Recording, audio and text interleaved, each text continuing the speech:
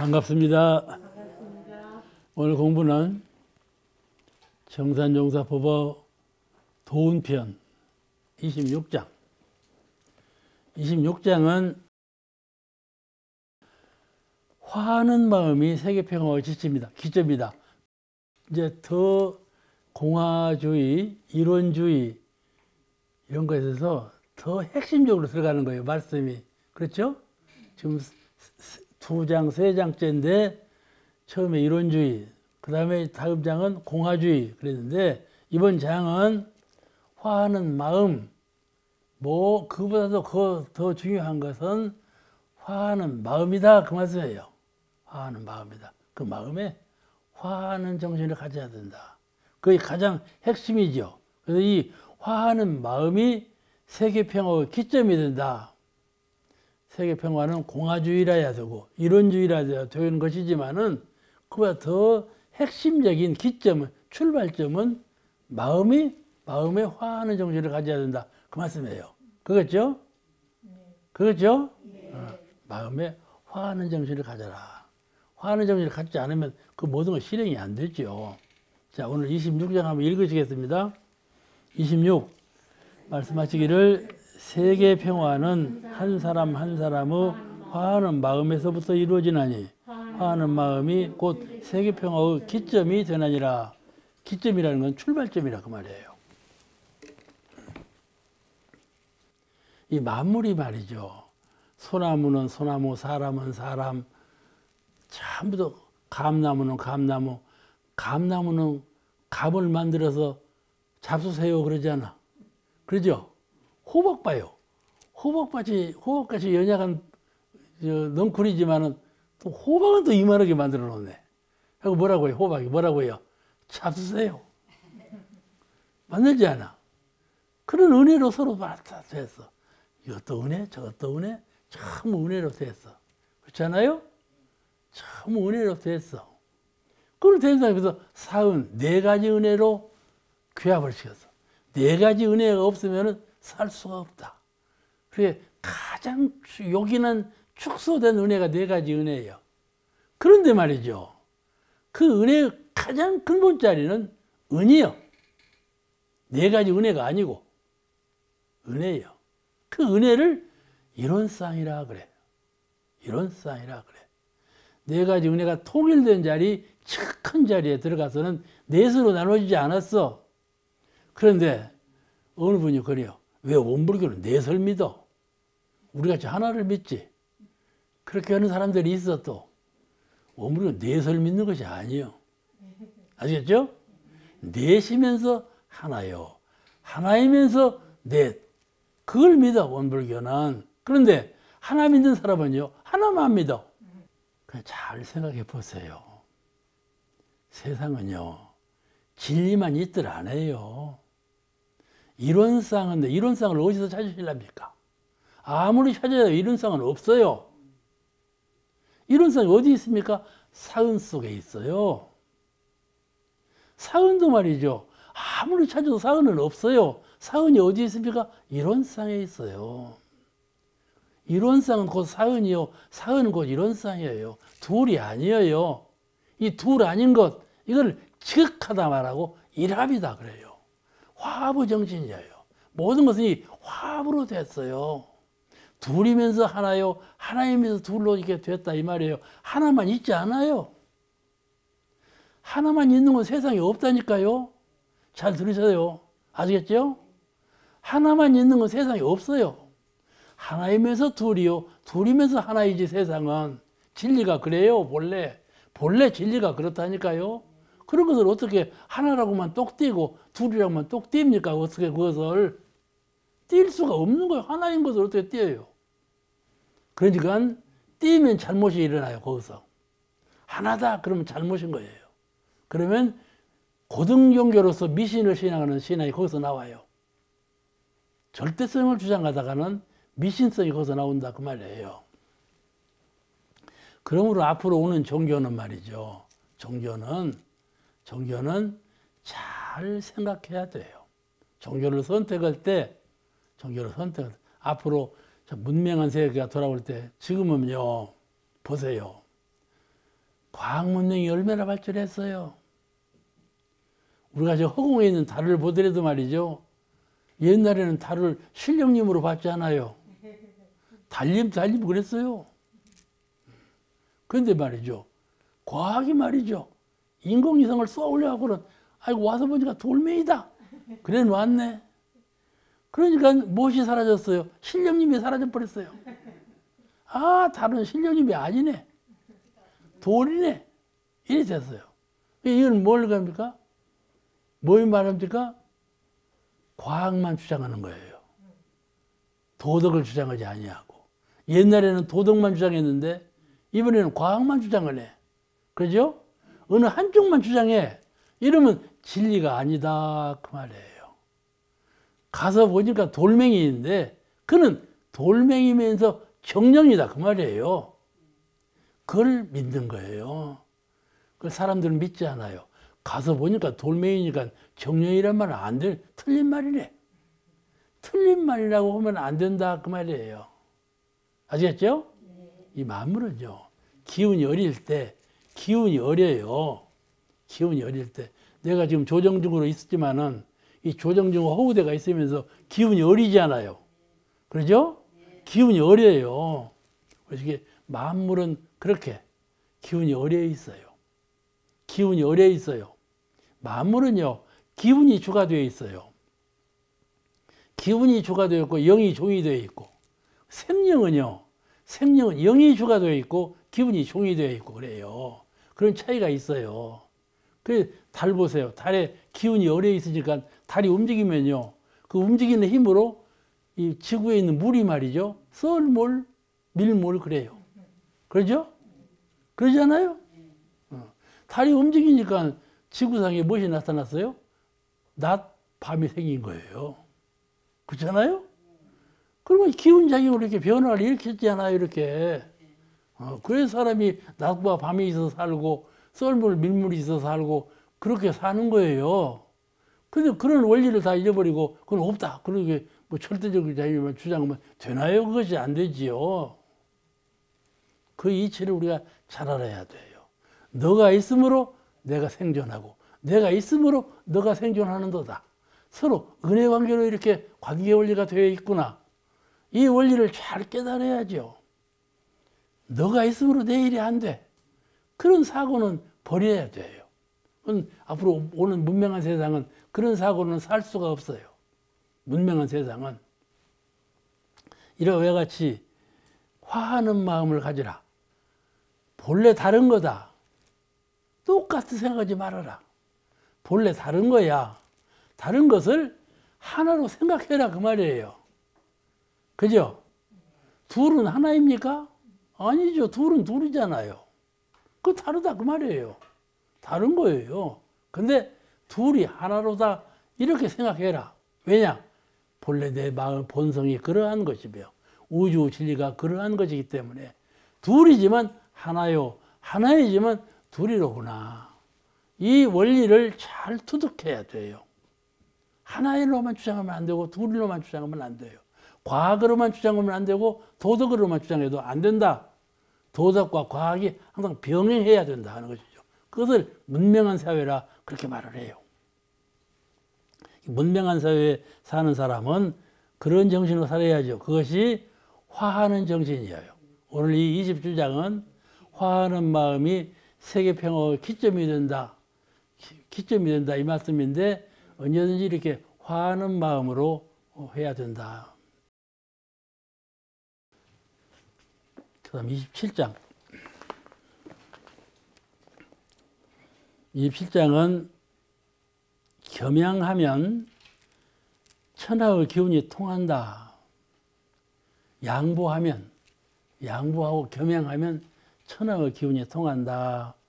그런 내용이 말씀이에요. 한번 읽으십니다. 27장.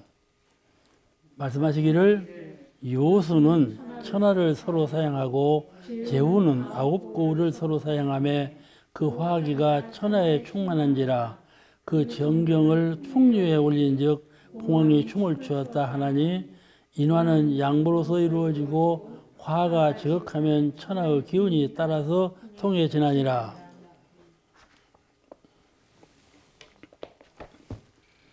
이제 더 이 화를 더 이제 구체적으로 하지만 지금 여러 장에서 화가 나오죠. 화하라 그 뜻이 여러 장에서 나오는데 여러분 잘 아시죠? 요순우탕 문무시주공, 요순우탕 문무주공 잘 아시고 노래가 있잖아요. 그 중국 역사에 요순우탕 그 왕조 시대가 제일 평화로운 시대였다. 중국에도 그렇게 알아요. 이제 우탕 문무주공 이렇게 이제 왕조 시대가 대체적으로 역사의 시효를 이루고 평화로운 시대였다. 이렇게 중국 역사에 그 전설로 되어 있어요. 여기서 요순우 말씀을 하신 거예요. 그 중국 역사 시효가 요순 시절 그 요임금과 순임금 시절이요. 그래서 우리가 늘 말할 때 평화로운 세상을 말하려면 요순 시대라고 그러잖아요. 요순 시대, 그건 요순 시대의 일이야. 이렇게 말하잖아요. 그 요임금, 순임금 시대라 그 말이에요. 근데 요임금, 순임금 시대에 소부하고 허유라는 선비가 있었어요. 소부야 웃지 마라. 그런 노래가 있어요. 소부하고 허유하고 두 선비가 있었는데 이 두 선비가 밖에서 안 살고 산에서만 살아. 산초만 뜯어먹고 살아. 산에 풀만 뜯어먹고 사는데 소같이. 그 선비요. 그러니까 이 사상이 고매해요. 고매해서 세상 일은 몰라. 아주 신선처럼 살았다 그 말이에요. 소부하고 허유하고. 요임금이 나이가 되었어. 80이 됐어. 그러니까 어떻게 해야 되겠어요? 정사를 딴 사람한테 맡겨야겠죠? 요임금, 순임금 때 첫째 요임금이 나이가 80이 되니까 후사, 나라를 누가 맡길 사람이 있어야 돼. 이게 벌써 이게 양보예요. 그렇지 않으면 나 죽으면 가져가라. 그리고 양보를 안 할 판이요. 근데 요임금은 그랬다 그거예요. 그러니까 수왕의 대상이 되고 겸양이 평화의 시조다. 그 뜻이 지금 요임금 시절이 그 평화의 시절이 가장 그 뜻입니다. 그러는 거예요. 양위를 했어. 나 죽을 때까지 안 오고 이제 80 노신이 되어서 이제 양위를 하란다. 그 양위를 하려는데 보니까 아들이 그렇게 영녀들 못해. 지금 공산당은 아들한테 줬잖아요. 옛날 우리도 왕조도 다 아들한테 줬잖아요. 근데 요임금이 해보니 아들이 왕위를 줄 만한 아들 못해. 그래서 생각한 것이 그러면 세상에서 가장 청빈하고 현명하고 이렇게 국이 넓은 사람이 누구일까 생각해 보니까 저 산속에서 수도하는 누구냐 소부하고 이름이다. 금방 생각이 안 나네. 아이고, 허유하고가 있는데, 그 중에 세상에 이름 난 사람, 소부는 이름도 없고, 허유는 이름이 좀 많이 났어. 세상에 그 사람이 청비는 사람이다. 그래서 허유를 찾아간 거야. 요임금이 허유를 찾아가서 허유에게 내가 세상을 맡기려고 하는데, 천하를 맡기려고 하는데, 당신이 천하의 제왕이 되었으면 좋겠다. 그래 선언을 한 거야. 그러면 아주 달게 받고 고맙게 알 것이라고 생각했거든. 근데 허위는 그게 아니야. 그게 아니고 이게 시큰둥하는 거야. 말을 듣고 그러더니 자리에서 딱 일어나갖고 그 더 윗산으로 올라가. 그 가산이라고는 산이야. 그 산이 역사 얘기라 내가 이름을 잘 몰라. 네. 그 윗산이 가산이라고는 산인데 또 일어나도 가산으로 가버렸어. 임금이 어떻게 하냐면 저 사람 봐. 내가 천하를 준다고 했어도 마다고 가산으로 가버리네? 그럴 것 아니요? 그러면 다른 임금 같으면 싫으면 그만둬라. 돌아섰을 거야. 근데 요임금은 그래 칭송을 받는 거예요. 허허, 참 청빈하기는 청빈하다. 그러면 내가 저 사람을 따라가서 한 번 더 권유를 해볼 수밖에 없다. 그렇게 생각한 거라니까? 너 싫으면 그만둬. 그거 아니에요. 그래서 연진금이 가산으로 허유로 또 따라갔어. 따라가고 여보소 내가 언제는 1,000원을 준다고 했는데 이제는 자네가 1,000원가 싫으면 구주를 갔어. 9골 여기 양은 9골이라는 거 이거예요. 구주를 지도자가 한번 되어봐라. 이제 구주는 천하를 주는 그 황제보다도 아래급이요. 내가 어떻게 황제가 됩니까? 하고 사양하니까 그러면 구주를 한번 가져보소. 그렇게 말을 한 거야. 그러니까 허유가 그러면 이제 구주를 주었으니까는 그렇다면 해보죠. 그럴 줄 알았지. 근데 허유는 그러지 아니하고 귀를 씻어버렸어. 물로 귀를 씻어버렸어. 그러니까 연임금이 어떻게 생각하겠어? 저런 못된 것 봐. 내가 말했는데 귀를 씻다니.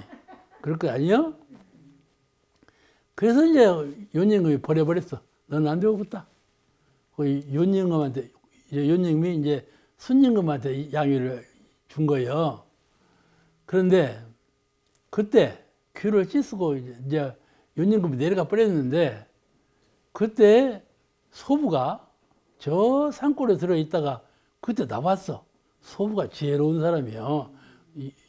둘이 다 지혜로운 사람이죠. 그러니까 산속에서 알지.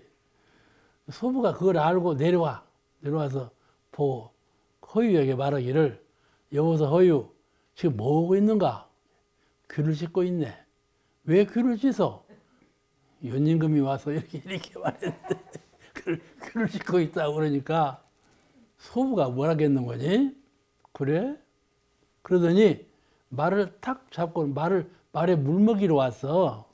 소부는 말에 물먹이러 왔다고 핑계를 대. 실은 딴 것을 보러 지금 왔는데. 그러니까 그러고 싶다니까 소부는 고삐를 딱 잡더니 저 더 위로 올라가는 거야. 그리고 말에 물을 먹이면서 말한테 뭐라 그러는 거니? 내가 너를 물을 먹인다. 그런데 저 허유가 귀를 씻은 더러운 물한테 먹이기 싫어서 더 깨끗한 물을 먹이려고 여기에 먹인다. 그랬다는 거야. 허유가 물로 귀를 씻은 것도 더럽다. 그 말이지. 그러니까 무슨 말인 거니? 허유 당신은 이게 청빈을 좋아했지만 청빈 좋아한다는 것이 세상에 이름이 널리 났어. 그래가지고 연임금이 너를 찾아온 거야. 그것도 더러운 거다 사실은. 나같이 소문을 내지 마라. 그래서 자기가 제일 청정한 것처럼 지켰다는 그런 이제 이 얘기요. 그러죠? 근데 이거를 인거에 들으신 말씀이요. 연임금하고 그 아래 구주를 다스리는 사람들이 이렇게 청빈했다 한다. 그 말씀을 하신 거예요. 그런데 여기서 주장하실 말씀은 양보했다는 것이죠. 양보, 왕위를 양보했다. 양보가 화하는 가장 그 중심체요. 여기 이제 그 27장 요약한 뜻은 겸양하면 천하의 기운을 통한다. 그런 내용 말씀이거든. 겸양하면 천하의 기운을 통한다. 그래서 연임금, 순임금이라고 하면 온 천하는 지금 그때는 중국이면 천하예요. 전체 세상이요. 온 천하가 연임금, 순임금하고 요수시대로 받들어. 그죠? 그와 같이 어떻게 왜 받더냐? 연임금은 왕위를 순임금한테 양보했다. 그래서 후인들이 전부 그를 황제로 성현으로 받든다. 그 말이요. 그 우리나라 보세요. 왕이 양보하려고 안 하죠. 다른 나라도 전부 그래요. 이번에 미국 대통령 봐봐. 당선 안 됐으면 깨끗이 물러나지. 뭐들어 그냥 난리를 치고 그러잖아요. 그러니까 여기서 말씀하시는 것은 겸양, 양보를 하라. 모든 일에 양보를 하라 그거예요. 사양할 줄 알아라. 권력, 재물 모든 면에 경쟁사회예요. 이기주의로 경쟁사회인데 이것을 양보할 줄 알아라 그거죠. 다 양보하면 무엇이 되겠어요? 천하 빈곤이 오겠죠. 천박이 오겠죠. 다 양보해버리냐. 고난도 양보해버리고 부귀도 양보해버리고 다 양보해버리면 못 돌아와. 공이 들어오지 않겠어. 그 살 수 있을까요? 그죠? 살 수 없어요. 이타원님이 고개를 못 산다. 그런다니까 그 못 살잖아. 양보 다 양보해버리면 그러잖아요. 그럼 어떻게 살란 말이냐? 경쟁을 해도 안 되고 양보해도 안 되고 어떻게 살으라는 거냐? 그렇잖아요. 양보라는 것은 속마음으로 그런 욕심을 갖지 말아라.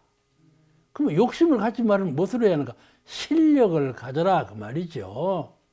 3대력, 수양력, 연구력, 취사력 세 가지 정신적인 힘을 갖추라 그 말이에요. 양보하라는 말은 사양하고 아무것도 갖지 말아라 그 말이 아니고 이 세상에서 모두 취하려고 하는 것은 너는 양보해라. 그런데 너가 진실로 갖출 것은 형상 없는 마음의 세계의 실력을 갖추라. 그러면 천지 기운이 너에게 돌아가리라 그 말이에요. 천지 기운이 너에게 돌아가리라. 실력자에게 돌아간다 그 말이에요. 그러겠죠? 우리가 서운하게 생각하지 마세요. 나는 왜 이렇게 가난한가? 그렇게 억울하게 생각하지 마세요. 아니, 나는 내 여동생이 퍽 가난해요. 그래서 여동생이 뭐 그랬어요. 네가 제일 행복하다. 그랬다니까요. 그런데 말이죠. 이것이 갖추려고 하면 시비가 일어나고 참 불화가 일어나요. 마침내는 내 것이 아닌 것을 가지고 그렇죠. 양보하라 그 말이죠. 양보 다 줘버리라는 말이 아니라 자기 정신적인 형상이 있는 것은 양보하지만 형상 없는 자리에서 실력을 갖추라. 실력을 갖추면 너에게 형상 있는 것이 돌아와. 아시겠죠? 내가 양보하는 자리에서 재물이 돌아오고 내가 양보하는 자리에서 고난이 돌아오고 그러한 양보하는 자리에서 돌아오는 고난과 재물과 이것은 뺏어갈 사람이 없어. 천하가 다 기운을 호응해 준다. 그 말씀이에요. 이해가 되시죠? 네. 참 얼마나 보감되는 말씀인가요? 정신적인 기준을 거기에 딱 두는 거예요. 그래서 언제든지 우리가 이 생활을 해 나갈 때 참 마음의 실력을 갖춰야 되겠구나. 이 세상이 얼마나 무상합니까? 그죠? 세상이 참 무상해요. 무상한 가운데 제일 무상한 것이 시간이에요. 그냥 금방 시간이 흘러가더라니까요. 무상이 제일 험한 건 시간이에요. 그러니까 제일 무서운 것은요, 흐르는 시간이더라니까요. 흐르는 시간이에요. 아주 무심하게 흘러가는 것이 시간이에요. 그러니까 참 정신 차려서 마음을 공부해야죠. 흘러가는 시간 속에 나를 묻어버리지 말고 수양력, 연구력, 취사력, 사막의 실력을 갖추는데 좀 더 많은 정신 차린 공부를 힘써야 된다. 자기가 자기를 자꾸 가르치고 자기가 자기를 자꾸 노력을 하도록 경책을 해야 돼. 그래야 이 무상하게 흘러가는, 무심하게 흘러가는 이 세월을 무시하지 아니하고 미워하지 아니하고 그런 무심한 세월 속에서 자기를 성취할 수 있는 그런 그릇이 되는 것이죠. 제 28장 은혜를 알아서 보은하면 세계 평화가 온다. 세계 평화가 없는 것은 사람들이 은혜를 첫째 상대방 은혜를 모르고 보은하지 않기 때문이다. 그런 내용의 말씀이에요. 한번 읽으시겠습니다. 제 28장 말씀하시기를 개인으로부터 세계에 이르기까지 평화를 요구하면서도 평화를 얻지 못하는 것은 서로 은혜를 모르거나 알고도 보은의 실행이 없기 때문이니 그러므로 대종사께서는 네 가지 큰 은혜를 발견하시어 모든 사람에게 보은 감사의 생활을 하게 하심으로써 참다운 세계 평화의 길을 터놓으셨나니라.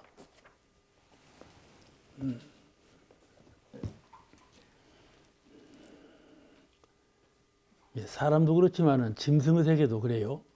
초목의 세계까지도 전부 다 평화를 원하죠.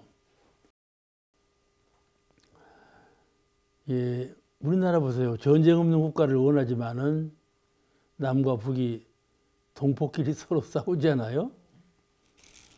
원하는 것은 평화예요. 통일이고. 그런데 실제는 단절이고 전쟁이고 그렇다 말씀이죠. 그 원인을 상대방으로부터 해독을 발견해요.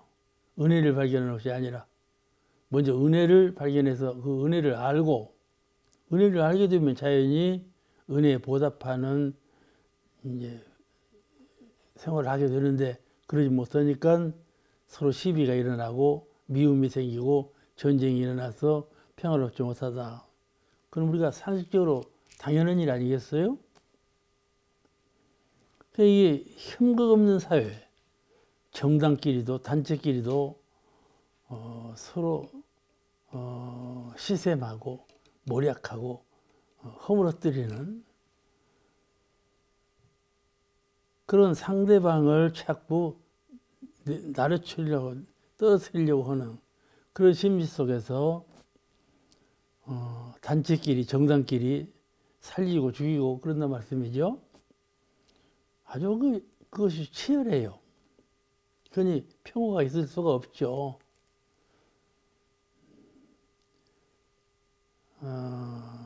인간관계도 마찬가지죠. 미움 없는 인간관계를 만들고자 하지만은 상대방에 대한 바른 이해를 하지 못하고 그로부터 받는 은혜를 생각하지 못하고 자그마한 해독을 발견해 가지고 그게 집착하기 때문에 서로 그 관계가 섬소해지고 미워지고 서로 원망해지는 쟁투가 일어나는 그런 관계에 있다 말씀이죠. 그러나 그 사람끼리의 마음은 너와 나와 평화를 얻었으면 좋겠다는 마음이 근본 마음이고 사람과 짐승 사이도 그렇고 서로 관계를 맺고 사는 우리 이 세상 사회 속에서 그 관계가 평화를 유지 못하는 것은 먼저 서로 은혜를 알지 못하고 해독을 먼저 발견한단 말이에요. 그래서 평화를 유지하지 못하는 것이고 설사 은혜를 알았다 할지라도 그 은혜에 대한 보답, 보은의 정성과 실행이 부족하기 때문에 평화가 찾아오지 못한다. 그러니까 평화를 유지하려면 첫째 상대방에 대한 은혜를 해독보다는 은혜를 먼저 발견하고 알아차리는 것이 중요하고 은혜를 알면 그에 대한 보은을 함으로써 평화를 유지하게 되는 것이다. 그 원리를 벗어나면 안 된다. 그러므로 대종사님께서 사은의 원리를 말씀하신 것이다. 그 내용을 오늘 말씀하셨어요. 그러니까 옛날에는 종교라 하면은 절대적 진리를 신봉해서 그 진리의 세계로 가기를 원하는 그런 종교가 변만해 있는데 대종사님은 그런 궁극적인 진리를 신앙할 뿐만 아니라 이 상대적인 변화의 세계에서 서로 은혜를 발견해서 은혜를 알고 그 은혜에 보답하는 정성을 기울이면 거기에 노력을 하면 바로 저 피아노 세계에 가서 평화를 유지하는 것이 아니라 현실의 세계에서 평화를 얻을 수가 있다. 그런 평화 이념이죠. 그러므로 인간관계가 평화스러우면 단체관계가 평화스럽고 단체관계가 평화스러우면 나라관계가 전 인류가 평화를 유지하기 때문에 서로가 은혜를 발견해서 은혜에 보답하는 데 공을 들이고 그럼으로써 평화를 찾아오는 데 공을 들이라 그 말씀의 내용이에요. 우리가 너무나 상세하게 알고 있는 것이에요. 알고 있는데 실행이 없으니까 그렇죠. 우리 사회에 미움이 변변하고 서로 다투고 혐오해서 전쟁을 일으키고 평화가 없는 것은 은혜에 대해서 알고는 있으나 보은하는 실천력이 부족하거나 은혜에 대해서 알지 못하거나 그 원인이 거기에 있다고 말씀이죠. 이 사람들은 되게 반으로 나눠서 해독이 많은가 은혜가 많은가 이렇게 보는 것이 아니고 해독은 조금만 있어도 딱 발견한단 말이죠. 발견해서 그 해독만 집착을 해요. 그러니까 은혜에 보답할 마음이 나지 않죠. 해독에 대한 원망심만 나고 복수심만 나는 것이죠. 그냥 전체적인 은혜의 근원적인 은혜의 실상을 보지 못하고 지엽적인 해독을 발견해서 해독에 집착하기 때문에 평화를 잃고 서로 싸우고 전쟁하는 그런 인간 풍토를 만들게 되었다. 그럼 어떻게 해야 되느냐? 인간관계의 근원, 사람과 짐승과 초목, 이 모든 생명간의 관계에서 근원적인 은혜를 아직 알지 못하고 또 하늘과 땅, 천지 만물과 생명과의 관계에서 근원적인 은혜를 알지 못하고 발견하지 못함으로써 우리가 사은을 신봉하고 있잖아요. 그런데 사은을 믿지 못하는 대중이 얼마나 많아요. 그 근원적인 은혜를 알지 못해요. 일상적인 받고 주고받고 사는 가운데에서 지엽적인 국한적인 그런 그 은혜와 해독을 입고 살면서 해독 입는 것이 더 크게 보이고 해독 입는 것이 더 가깝게 느껴져 가지고 금연에 집착한다. 은혜 입는 건 놓아버리고. 그죠? 비근한 예로 우리가 하늘로부터 얼마나 많은 공기의 은혜를 입습니까? 만약에 공기의 공급을 받지 못하면 금방 죽어버리지 않아요. 숨 못 쉬어서 죽어버려요. 그렇잖아요? 그래도 공기의 은혜를 누가 이렇게 알고 보답하는 사람이 없잖아요. 너무 크니까, 너무 근원적이니까. 그냥 우리가 일상생활에서 은혜의 근원을 알지 못해요. 이것은 은혜에 대한 믿음이 없다는 말씀하고 같아요. 그럼으로써 큰 은혜이지만은 큰 은혜는 잊어버리고 작은 해독이지만은 작은 해독에 집착해서 늘 평화를 얻지 못하고 전쟁과 싸움으로 싸움을 불러들이게 되었다. 그러므로 첫째는 은혜를 알면 그 은혜에 보답하는 공을 들이라. 그러면 개인 간에 사회 단체 간에 전 인류가 일체 만물이 은혜의 세계를 만들 수 있게 되는데 이것이 바로 사은의 보은 생활이다. 이거를 대종사님께서 주장하신 바다 그 말씀이에요. 요즘은 코로나가 생겨가지고 코로나가 이제 앞으로 감기처럼 안 없어진다는 거예요. 계속해서 있을 거라는 거예요. 정복하지 못하고. 분명한 해독이 아니에요. 해독이 돌아왔어. 전에는 이런 것이 없었잖아요. 왜 이런 것이 생겼는가 하면은 사은에 대한 보은의식이 약하고 보은을 실천하지 못했기 때문에 이런 결과가 초래된 것이거든요. 그렇잖아요? 제가 장수교당 처음 교무로 갔는데 그 앞에 시냇물이 흘렀어요. 그 시냇물을 떠서 먹었어요. 동이 가지고 와서 물을 떠가고 동이로 이고 가고 그랬어요. 그랬는데 말이죠. 지금은 그 냇물을 누가 먹어요? 발도 안 씻으려고 그래요. 오탁되어 버렸어요. 버려놔 버렸어요. 천지 만물을 버려놔 버렸어. 그것이 이제 이 물질 위주로 사는 인간 생활이 그게 집착해 가지고 그건 뿐이요. 정신의 세계는 둘러보지 못해. 이 평화에 대한 마음을 갖지 못해요. 그렇죠? 막 시샘을 하고 투쟁을 하고 네가 이기냐 내가 이기냐 전쟁을 해서 승자 개념으로 이기는 사람만이 산다. 이런 그 투철한 생각이 있었기 때문에 평화가 있을 수가 없죠. 어떻게 해서라도 내가 이겨야지. 지면 실패다. 그죠? 부모가 아기를 가르칠 때에도요. 평화롭게 아기가 이렇게 되는 것을 바라는 것이 아니고요. 속마음으로는 평화롭게 살기를 바라요. 근데 실제로는 어떻게 하냐면 싸워라. 이기는 자가 최상이다. 이렇게 해서 싸워서 이기는 자를 권장하지 평화롭게 하는 것을 권장치 않는다 말씀이죠. 그러니까 어린아이를 말할 때 참되거라 그러잖아요. 참되거라 하는 말을 싫어한대요.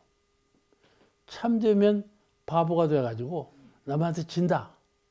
이런 관념이 있기 때문에 이런 걸 싫어한단 말이에요. 저에게는 참 착한 아이야. 이 말을 듣기 싫어해. 아기들이. 알죠? 착한 아기를 말은 듣기 싫어해.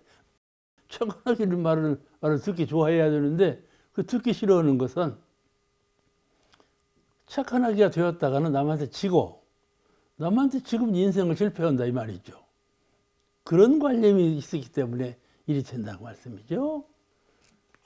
이런 세상의 판도를 한판 바꾸려면 먼저 그 은혜에 대한 근본 상대적인 관계성 속에서 관계 원리가 본래 은혜로 됐다. 그 원리적인 그 근원적인 진리관을 깨닫게 해서 보온 실천하는 데 좀 더 공을 들이도록 해야만 세계가 인과관계가 평화를 유지하게 된다. 그런 말씀인데 마음으로는 평화를 원하면서도 실제로는 평화를 원하지 않는 평화가 돌아오지 않는 그 이유를 오늘 밝히신 거예요. 한번 읽어보면 대단히 평이하고 아이고 다 아는 거 이렇게 생각이 되지만은 실질적으로 나에게 그것이 표준이 돼서 내가 진실로 작은 은혜일지라도 발견해서 그 은혜의 보온 불공을 함으로써 내가 늘 평화의 세계에서 안락한 세계에서 살 수가 있다는 것을 신념으로 심을 만한 그런 그 자질을 갖지 못해요.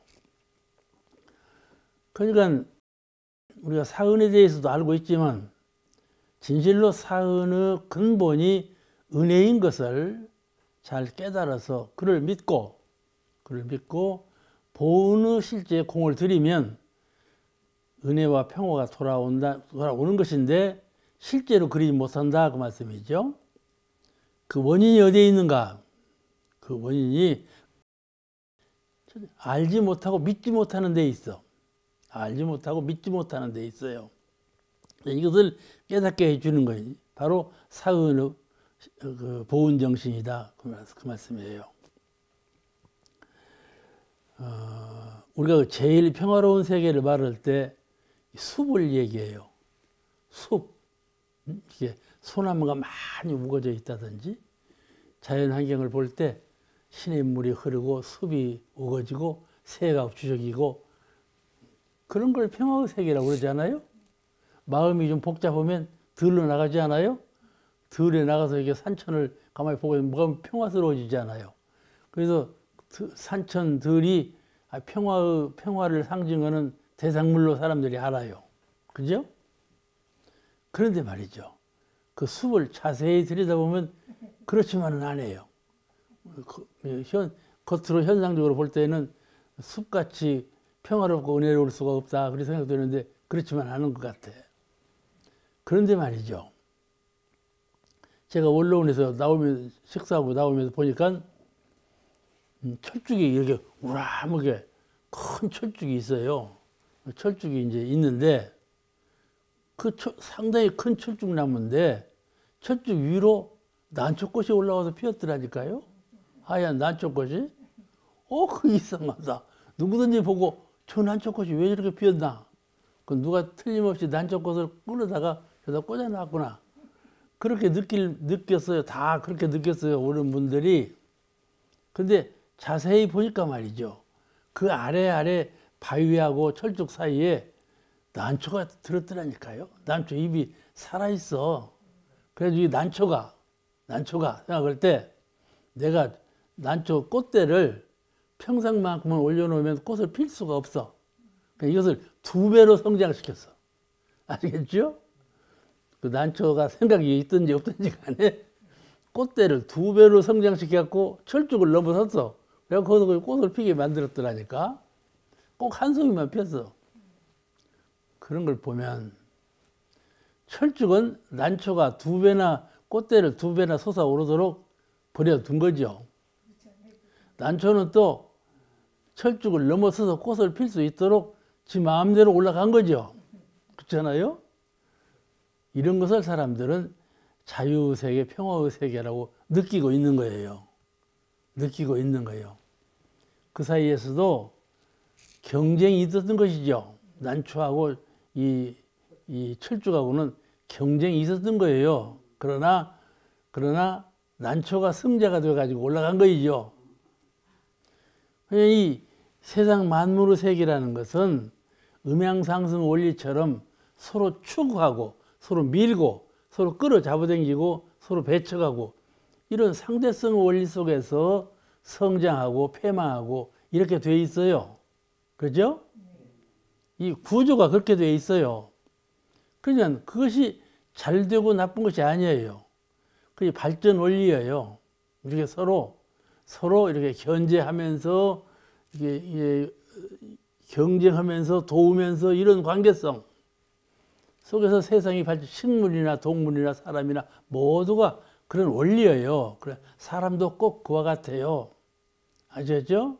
사람도 평화의 세계라고 하지만은 왜 평화를 유지 못하냐 하면 근본적으로 삶이라 하는 것이 경쟁적으로 살게 되어 있어요. 경쟁적으로. 그러니까 평화가 유지 못하는 것이지. 그러니까 이럴 때 어떻게 해야 되느냐. 그러면 어쩔 수 없는 것이니까 어쩔 수 없다. 이렇게 볼 수 있겠죠. 근데 부처님께서 그러지 아니하다. 그 근본을 깨달아서 근본의 원리대로 공을 들이고 실행을 하면 반드시 평화를 유지할 수가 있는 거다. 근본이 서로 협극하고 서로 승자 개념, 서로 이기려고 하는 마음으로 된 것이 아니고 우리가 철학적으로 보더라도 서로 이기려고 하는 마음에 의해서 세상도 발전하고 짐승도 살아있고 초목도 살아있는 거다. 이렇게 봐요. 이게 음양상승 원리요. 음과 양, 음기운과 양기운이 서로 승자 개념, 서로 이기려고 해요. 그렇죠? 태극기를 봐요. 이렇게. 되게 처음에 파란색 점 하나죠. 파란색이 더 점점 커지지 않아요. 붉은색은 점점 줄어들고. 이게 이 음양상승 원리거든요. 음은 태초에 아주 작은 것이 차차 커지면서 양을 물리치고, 양은 차차 줄어들었지만 또 작은 것이 되어가지고 또 음을 물리치고, 이렇게 서로 상추, 서로 밀고 끌어잡이고, 이런 작용 속에서 만물이 성장하고 변화한다. 이런 상태가 우주 만물의 상태인데, 그것이 근본 원리예요. 생성 발전하는 근본 원리예요. 그러니까 그 원리를 무시할 수는 없는 거라고 말씀이죠. 그러면 어떻게 하면 그 가운데서 평화를 유지하느냐. 아시겠죠? 세상이 본래 판도가 그렇게 돼 있어. 돼 있는 것을 억지로 똑같이 만들려면 발전이 없는 거예요. 세상은. 변화가 없고. 아시겠죠? 근데 평화라 하는 것은 불평등 속에, 평등치 못한 속에 서로 승자 개념으로 이기려고 하는 사회 속에서 그 근본은 은혜이며 평화라는 근본적인 정신을 가져야 된다. 이 말이에요. 그래갖고 거기에 노력을 하면 평화를 유지할 수가 있고, 거기에 노력을 하지 아니하면 세상에 그냥 휩싸여가지고 승자 개념으로 이기는 사람이 최상이다. 이런 개념으로 살게 된다. 그이죠. 그러겠죠? 잘 이해가 되시나요? 그러니까 가정에서도 그렇고 사회에서도 그렇고 내가 어느 땅에 어느 환경에 묻혀 살더라도 마음 가운데 그 환경에 지배를 받으면 내가 사람이다. 사람끼리 서로 산다.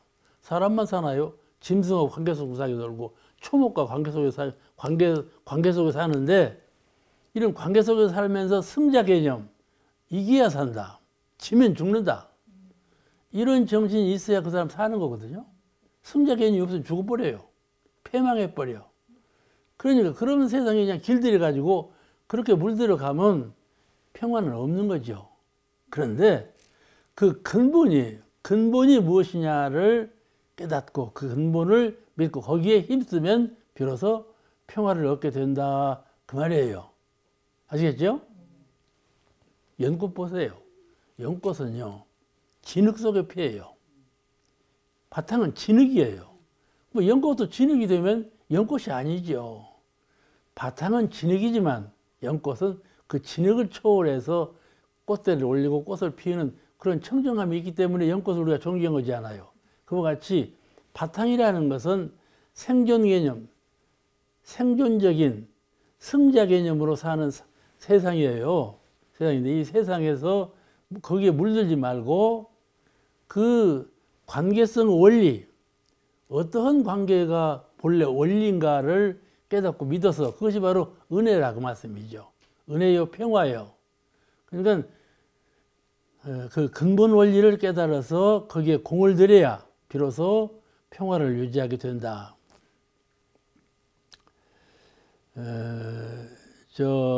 제가 엊그제 말이죠. 원론에도 천둥치면서 비가 내렸어요. 5월 초에 천둥치며 비 내리는 건 처음이에요. 그런데 비가 막 폭우처럼 쏟아지더라고. 근데 또 매실이 말이죠. 매실이 마침 이제 익기 전에 거기 살이 올라가지고 통통해졌어요, 매실이. 그런데 올해 이상스럽게 매실이 많이 열렸어요. 그냥 가지에 꽉 차게 열렸어, 매실이. 참 이상하다. 그런데 아니라 다를까? 이거 휘어지는 거야. 휘어져. 맛이 열렸으니까 휘어졌어. 그래가지고 사람이 걸어가는데 그쪽으로 막 휘어져 버리니까 걸어갈 수가 없어. 얘가 이마에 닿아갖고. 매실, 그래 닿았고. 그러니까 뭐라고 하느냐. 사람이 피해가면 되지 뭐. 그러죠? 매실이 많이 열려갖고 오거졌구나. 그나마 비가 와서 무거워갖고 저렇게 휘어졌구나. 사람이 피해가면 되지. 그렇게 생각하는 분이 있겠죠? 그죠? 또 어떻게 생각하는 거냐면 가을에 매실이나 따먹고 그 다음에 나무를 좀 끊어주면 되겠다. 그러죠? 가을에 기왕에 열었으니까 따먹고 그 다음에 끊어주면 되겠다. 이렇게 생각하는 사람도 있단 말이에요. 그리고 또 세 번째 사람은 어떻게 생각하는 거냐. 저것이 말이죠. 조금만 더 가면 더 매실이 불어나가고 나중에 어떻게 되겠어요? 가지가 찢어져 버리죠. 직사박사죠, 가지가. 그러니까 세 번째 사람은요, 매실의 말을 들어보는 거야. 매실이 뭐라고 하는가 말을 들어봐. 아시겠죠? 그게 사리 연구요. 그게 사리 연구요. 매실나무는 말이죠. 아이고, 나 죽겠네. 그러는 거야. 아이고, 나 허리 부러져. 그렇게 말을 하고 있는 거예요. 그런데 사람이 그 말을 못 알아들어. 그러니까 부러지든지 말든지 매실이나 따먹고 그렇게 생각하는 것이죠. 그러니까 그럴 때 어떻게 해야 되겠어요?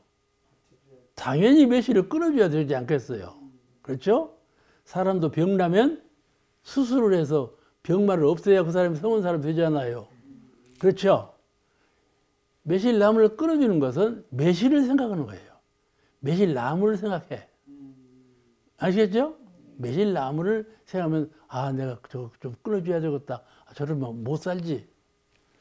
그렇게 나무 세정을 좀 알아주는 네 세정은 네 세정이고 내 세정은 내 세정이다. 이게 승자 개념이에요. 너는 죽고 나는 살고. 세상 사람이 모두 그래요. 너는 죽고 나는 살고. 누가 아무개가 죽었단다 그랬다냐? 알겠죠? 안 되었다. 그 정도에서 끝나요. 내가 죽은 것처럼 생각하지 않아요. 남이 죽은 것을 내가 죽는 것처럼 생각하지 않아요. 사람들은. 아, 그 사람 죽었어? 그래서 참 안 됐다. 그 정도에서 끝나버리는 거예요. 그렇잖아요? 이 승자 개념. 나는 살았으니까. 나는 살았으니까 당신이 죽은 것은 가벼운 문제야. 이 생각하죠. 그죠? 살이 연구하는 사람은 그렇지 않아요. 사리 연구로 공부심으로 사는 분은 그렇게 생각하지 않아요. 그 죽음의 근본에 대해서 그가 죽었다면 나도 죽을 것이다. 내가 죽는다면 어떻게 될 것인가, 무엇을 준비할 것인가, 이렇게 사리 연구를 하지요. 아, 너는 죽었구나. 나는 살았어. 그렇죠? 그래요, 그러네요. 이건 평상적인 사람 마음이에요. 근데 사리 연구를 하는 사람은 그렇지 않다. 공부하는 사람은 그렇지 않다. 그 말이에요. 그러니까 우리가 평화를 유지하지 못하고 서로 전쟁을 할 때 서로 승자 개념으로 저놈들 봐. 무기를 몽땅 준비하고 우리를 죽이려고 하네. 니놈들은 먼저 죽어봐라. 우리가 무기를 더 많이 준비하고 죽여버린단 말이에요. 그런 생각으로 산단 말이에요. 그리고 북한이 원자탄을 개발하고 유도탄을 개발하니까 우리가 어떻게 생각해요? 우리가 어떻게 생각해요? 우리는 누구보다 더 무서운 무기를 준비하려다. 그리고 서로 강자 개념, 우리가 더 강하다. 이걸 나타내려고 노력을 하고 막 단합을 하고 야단을 떨죠. 그렇잖아요. 근데 그렇게 가면 어떻게 되겠어요? 평화가 되겠어요? 안 되지 않겠어요? 그러니까 항상 중간자, 이렇게 평화를 주장하는 사람은 인간 사회에서 무시를 당해요. 근데 결과적으로는 그 중도 철학이 참 훌륭한 철학이었구나, 그렇게 아는 것이죠. 이 부처님 사상이 중도 사상이에요. 그렇게 시기하고 경쟁하고 싸우는 정신으로 살지 말아라. 중도 정신으로 평화를 유지하는 마음으로 서로 은혜를 하는 그런 마음으로 살라. 이게 중도 정신인데 그런 중도 정신을 못 갖거든요. 그렇잖아요? 그러니까 우리가 그런다고 해서 세상이 그렇게 흐르는 것을 뭐 억지로 그냥 다 평등하고 다 평화를 이렇게 만들 수는 없는 거예요. 서로 근본적으로 승자 개념으로 사는 사회이기 때문에 그걸 없앨 수는 없어요. 응? 없앨 수는 없어. 근데 내가 그런 세상이지만은 그런 세상의 가장 근본된 원리가 무엇인가를 깨달아서 어떻게 깨닫냐? 부처님의 말씀에 의지해서. 이럴 때 부처님의 말씀을 의지하는 거야. 도저히 인간적인 지식으로는 알 수가 없어. 근데 부처님께서는 그거에 대한 원리에 대해서 밝히 말씀을 하셨다고 말씀이죠. 그게 법이에요. 대부사님께서 이론상 사은 사막으로 법을 짜서 발표하신 것이 바로 이거예요. 이런 법의 기준에서 근본을 깨달아서 거기에 노력을 하면 내가 평화롭게 살 수가 있다. 서로 자타 간에 평화롭게 살 수가 있다는 원리를 밝히신 것이죠. 쉽죠? 말은 쉽은데 실행하기가 매우 어려워요. 오늘 이 본문은 읽어보면요. 그래, 신거 빠졌어요. 별로 읽을 거리가 없어. 다 아는 거. 그런데 자세히 읽어보면 그렇지가 않아요. 사리 연구하는 마음으로 자세히 명상하고 이해해보면 그렇지가 않아요. 참 궁극적인 원리를 밝히셨구나. 이런 감당이 더 들어요. 오늘 말씀 여기서 마치겠습니다.